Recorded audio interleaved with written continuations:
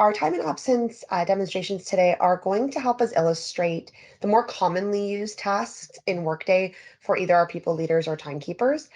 It's not an exhaustive list. There are many other abilities that Workday will enhance for all of you, as well as other aspects that maybe become more part of your day-to-day routine.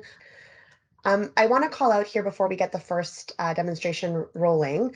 Time is going to be sent from Dayforce, Kronos, or Storeforce into Workday. I know that was a question in the chat as well. That integration has been set up that it will send your time and time off requests into Workday.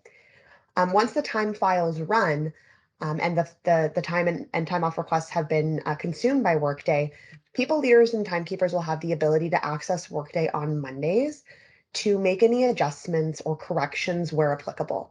Some of you may not have to. Maybe the adjustments have been done prior to the files transferring over. Some of you may get something late from an employee or something may have been missed or a correction to be made. And those entries will happen directly in Workday.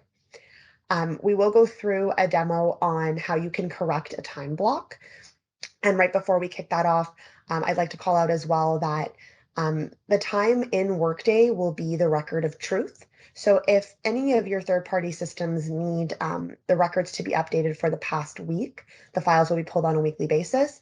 You'll have to go into Dayforce, Kronos, or Storeforce to make the adjustment there as well, as there's no retro pull from our third-party systems. So we will start it off with a correct a time block video demonstration.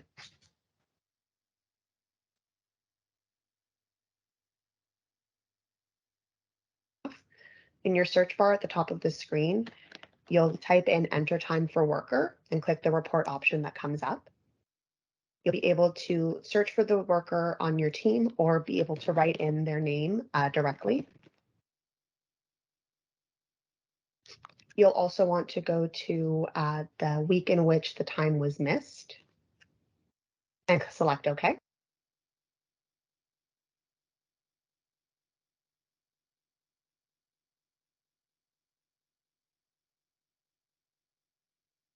Just go on to the next slide, Jeff. You'll see the time entries available that have been submitted already, and you'll click on the entry that you're looking to adjust.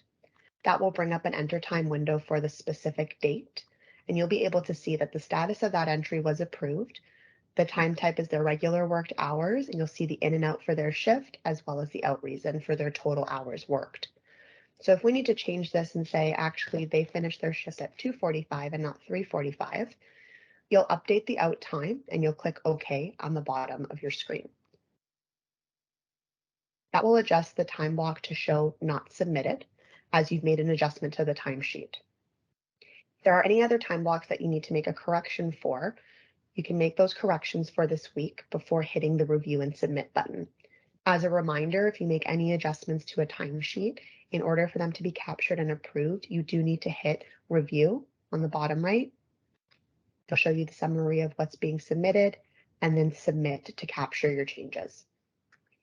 You'll get the you have submitted green checkmark box at the top of your screen. It'll take you back to the timesheet you were on, and it will show you that the time block has now been approved.